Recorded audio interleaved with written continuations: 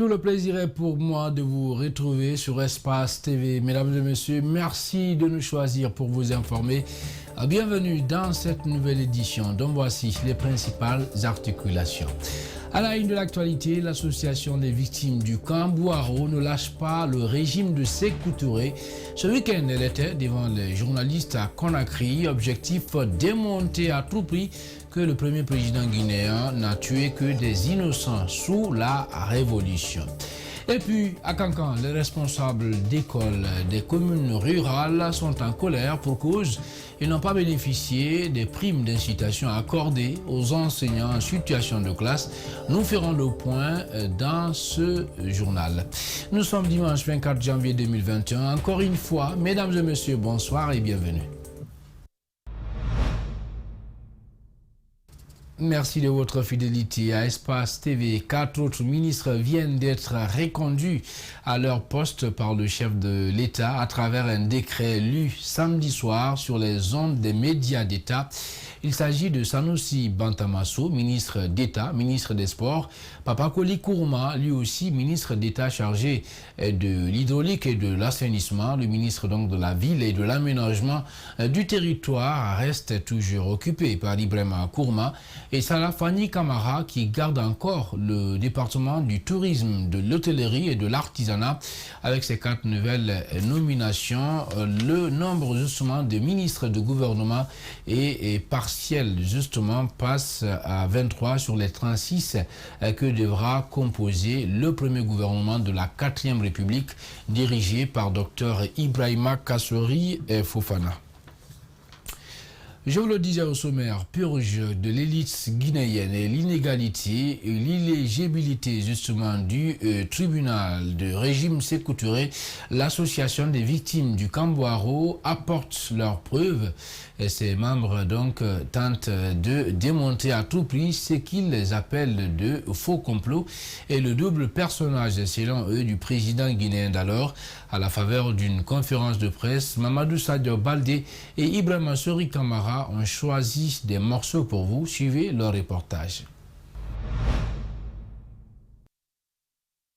Sous le régime de Sékou Touré, il est arrivé que des Guinéens se réveillent avec des complots dits des intellectuels, des enseignants, de Petit Touré, de Kamam Fodeba. Abbas Ba, plus jeune prisonnier du régime, et Daniel Né en prison étaient présents à cette conférence. Les gens ne se rappellent même pas que je suis né au camp Bouaro, mais moi je le sais. Réconciliation pas entre vous et moi, mais entre moi et moi-même d'abord, et entre l'État et moi. À en croire l'association, des innocentes personnes ont péri dans les prisons ou par des exécutions sommaires, alors que c'est le régime qui tirait les ficelles. Ce document que j'ai là, c'est l'extrait des minutes de l'Assemblée nationale de 1971. Mais d'où vient cette brutalité du président Sékou Touré? Un homme complexé et habité par la peur, croit savoir un des membres. Il avait même peur de l'ombre des gens. Alors, il s'est dit, il faut les tuer. Arrive l'agression de la Guinée par le Portugal. Les présidents de 2 pays font un deal. Le Portugal livre les opposants du régime à la Guinée contre la récupération des prisonniers portugais. Cabral, le premier déçu de cette opération. Cabral, d'après Maître Portos, après ce qui s'est passé pendant l'agression, est venu à son bureau. Il a dit « Sékou nous a trahis, Sékou nous a trahis ». Donc, pour l'association, le cerveau de l'attaque était le premier responsable guinéen, car il avait pris soin de désarmer l'armée avant l'attaque. Et puis le chef de l'État, vous le savez, dans son discours d'investiture, a invité les cadres donc de son parti à aller remercier les citoyens à la base, ce après sa réélection à la magistrature suprême. Au marché de Matoto, ce dimanche, certains responsables du RPG Arc-en-Ciel s'y sont rendus. Là-bas, ils ont été accueillis par les vendeuses de friperies. Ces femmes ont saisi l'occasion et n'ont pas donc hésité de faire donc des doléances. Et Djibril Ba commente les images de Yacouba Traoré. Au marché de Matoto, c'est la joie. Les cadres du RPG Arc-en-Ciel sont venus remercier les vendeuses de friperies qui ont participé à la réélection d'Alpha Condé. Un devoir que ce dernier leur avait demandé pendant son investiture. Nous devons travailler la main dans la main pour que la Guinée avance. Et c'est ce qui fait que les femmes sont les priorités du gouvernement, parce que les femmes, quand elles veulent, tout peut marcher. Et quand elles ne veulent pas, ça ne peut pas marcher. Donc nous sommes très contents et nous donnons notre avis favorable à ces femmes qui nous ont choisis comme leur papa. La délégation est bluffée par la qualité de la mobilisation et de l'accueil, mais elle recevra tout de suite les préoccupations des unes et des autres. Nous demandons de l'aide, nous sommes laissés pour compte. Néanmoins, nous sommes derrière le chef de l'État. Que Dieu lui donne la santé et la longévité. Nous n'oublions pas aussi le maire de Matoto.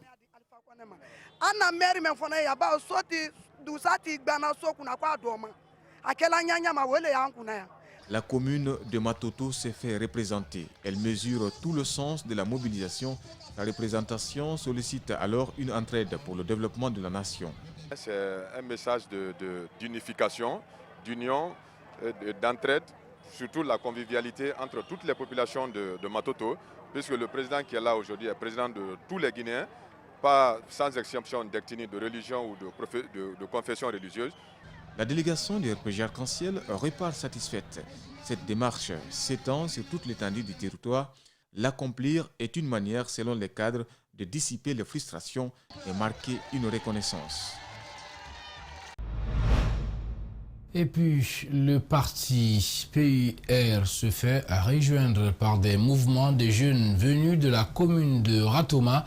Dixine et Ratoma, réunis justement autour des idéaux de la paix, visent à sensibiliser les citoyens et les autorités à la culture de la paix et du développement des mentalités en Guinée. Le sport et la culture sont aussi donc des vecteurs d'approchement des esprits, indiquent les organisateurs à l'occasion des 2 matchs de gala à Dixine. Mamadou Sadio Baldé pour les explications. C'est devenu presque une tradition au Parti de l'Unité et le Renouveau. Réunir les jeunes de la commune de Dixine autour du football. Cet après-midi, le Parti PUR s'est fait rejoindre par un groupe de jeunes venus cette fois-ci de la commune de Ratoma. Le mouvement Carton Rouge se dit heureux de participer à un match de gala autour de la paix. Nous venons de la commune de Ratoma. Nous sommes venus représenter la commune de Ratoma. C'est du jamais vu aujourd'hui voir 2 communes s'associer pour jouer ensemble ou bien conjuguer en même verbe. Donc aujourd'hui, c'est la première fois. Nous voulons que les autres communes arrivent à se joindre à nous pour continuer à multiplier davantage ces genres d'activités. Nous avons fait le thème pour la libération des détenus politiques. Donc nous demandons au président de la République humblement d'essayer de voir leur cas et si même il faut les gracier ou les libérer, qu'il les fasse pour ne plus qu'il y ait des morts de plus dans les prisons à cause de la politique. La préoccupation reste la même, la libération des détenus politiques.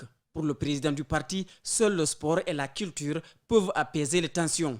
Mais faudrait-il penser aux hommes qui sont tenus loin de leur famille? Nous avons fait cette activité sportive qui est une prestation artistique sportive qui réunit les femmes et les hommes de Dixine et de la commune de Ratoma pour sensibiliser les autorités, surtout le professeur Alpha Condé, qu'il accepte de libérer, pardonner les détenus politiques. On reconnaît le chef par le pardon. Les équipes invitées se disent prêtes à livrer des matchs amicaux pour une cause politico-sociale. Une façon de redorer le blason et recoller les morceaux et raffermir les liens d'amitié, de fraternité, de citoyenneté qui nous lient. Le syndicat national de l'éducation compte déposer son préavis de grève dès ce lundi. Cette décision est à la suite du non-paiement des arriérés des primes d'incitation. Elle marque pour la circonstance sa solidarité à l'endroit des syndicalistes et des supérieurs. Ils l'ont fait savoir justement les syndicalistes ce dimanche au cours d'une déclaration à leur siège à Matoto. Je vous propose de suivre leur porte-parole au micro de Tierno Sadouba. Déclaration du syndicat national de l'éducation. Camarades enseignants et enseignantes de Guinée, le syndicat national de l'éducation, vu le non-respect des engagements du gouvernement des points inscrits dans le protocole d'accord en date du mardi 28 janvier 2020, vu le non-respect, le non-paiement des arriérés des primes d'incitation, invite 1. Les enseignants et enseignantes de l'intérieur du pays à exiger aux missionnaires le paiement intégral des 2 mois de primes d'incitation, faute de quoi les cours ne seront pas dispensés. Aux enseignants et enseignantes de Conakry, le syndicat national de l'éducation déposera ce lundi 25 janvier un préavis de grève générale au niveau des autorités concernées. En attendant la suite de ce préavis, nous vous invitons à une solidarité avec le syndicat national autonome de l'enseignement supérieur et de la recherche scientifique qui se bat pour le paiement intégral des arriérés de primes à tous les enseignants. Vous l'avez compris, c'était à l'instant même le porte-parole du syndicat national de l'éducation. À Cancan, les responsables d'école, je vous le disais au sommaire, des communes rurales évoluant dans les salles de classe sont sortis de leur silence ce samedi pour exprimer leur ras-de-bol vis-à-vis des autorités éducatives quant à leur exclusion dans l'obtention des primes d'incitation accordées aux enseignants en situation de classe. Ils invitent cependant les autorités à écouter leurs cris d'alarme, faute de quoi ils risqueraient d'abandonner les enfants à leur propre sort dans les jours ou semaines à venir. Oumar Koïta, notre correspondant régional, a été à leur rencontre. Voici son compte rendu. Ils sont au total 110 responsables d'écoles en situation de classe évoluant dans les zones rurales qui sont concernés par ce non-paiement des primes d'incitation aux enseignants dans la préfecture de Cancan. Après avoir tapé à toutes les portes sans succès, ces encadreurs d'école ont brisé le silence ce samedi, demandant aux autorités de leur rétablir dans leurs droits. Ça nous fait une année, les autres perçoivent les primes et nous, on ne gagne rien. On a rencontré le préfet, le DPE, l'inspecteur et le gouverneur. Il nous a rassuré que les primes prochaines, on sera rétablis dans notre fonction. Pourtant, ces enseignants se disent confrontés à des difficultés qui ne sont pas les moindres dans leurs lieux de service respectifs. Les difficultés que nous sommes confrontés, il y a des écoles où il n'y a pas de logement. Il y a des écoles aussi qui sont dans les brousses, qui sont très enclavées. Donc vraiment, on demande l'autorité pour nous rétablir. Au cas où ils n'obtiendraient pas satisfaction à leurs réclamations, ces responsables d'école déterminés à jamais entendent passer à la vitesse supérieure dans les jours ou semaines à venir. À défaut de nous rétablir, nous sommes obligés d'abandonner les salles de classe.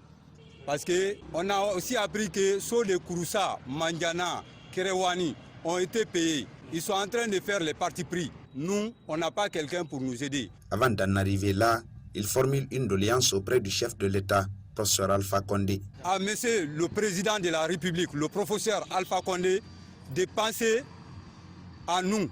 Parce que lui aussi, il a été enseignant comme nous. Donc on lui demande de penser à nous, de nous rétablir dans nos droits. Et puis Dame Kadiatouba a invité ses collègues à reconsidérer leur position, s'exprimant sur le refus catégorique de certains enseignants de l'intérieur de percevoir 1 mois d'arriéré de prime d'incitation au lieu de 2 mois selon la secrétaire générale du SLEG. Ces primes d'incitation sont le fruit justement d'un protocole d'accord qui a la force de la loi. Il faut donc les prendre en compte. Dans le reste de l'actualité nationale, violence meurtrière dans la région de Zérékoré, des ONG dénoncent dans un rapport plusieurs violations des droits humains dans le sillage justement des différents conflits, vous le savez, ou affrontements survenus dans la région entre 2019 et 2020, selon Emmanuel Fassou Sagno, président du collectif des défenseurs des droits de l'homme, donc en région forestière. Ce rapport est le fruit d'enquêtes et d'un inventaire de documents colliés. Notre correspondant régional nous signe ce reportage. Pour Emmanuel Fassou Sagno, ce rapport fait le bilan des travaux et activités réalisés par un collectif d'ONG dont, entre autres, les mêmes droits pour tous, l'Observatoire Justice et Paix et Avocats sans frontières. Dans ce document de 3 pages, ces organisations rapportent plusieurs violations des droits humains. Les événements qui sont passés du 22-23 à Zérékoré, il a été notifié à la suite de nos enquêtes que les forces de défense et de sécurité ont tiré sur des citoyens, ce qui n'était pas normal. Le collectif déplore que la forêt du 1er mai en Zérékoré soit devenue le lieu où sont enfuis dans des fosses communes des victimes des affrontements. Les événements du 22-23 mars, les personnes qui ont été tuées, on les a aussi enfuies dans une fosse optique. Et tout récemment, les victimes, les personnes qui ont été tuées du côté de Massanta, on est venu aussi les enterrer dans cette forêt. Au titre des monitoring des droits de l'homme dans les prisons, le collectif dit constater avec regret que les conditions de détention des prisonniers ne respectent pas les standards internationaux. Nous avons aussi constaté que dans les prisons, il y a aussi du pléthore. Les cellules sont très exiguës, mais le nombre de détenus dans les cellules, c'est très nombreux. Tu peux trouver une petite cellule où tu peux 10 à 15 personnes dans la même cellule, ce qui n'est pas normal. Et d'autres même dorment à terre. C'est déplorable. Et vous pouvez trouver des gens qui sont dans des prisons pendant des mois et qui n'ont jamais été présentés à un juge. Ils ne savent même pas pourquoi ils sont en prison. Selon Emmanuel Fassou Sagno, le bilan de la situation des droits de l'homme dans la région n'a pas été reluisant depuis quelques années. Il estime que ces enquêtes pourront servir de base aux incriminés et aux poursuites éventuelles des présumés auteurs devant les tribunaux. La correspondante donc d'Alexis Collier. Mesdames et messieurs, c'est l'essentiel de cette édition d'information, une édition réalisée par Alceni Bari.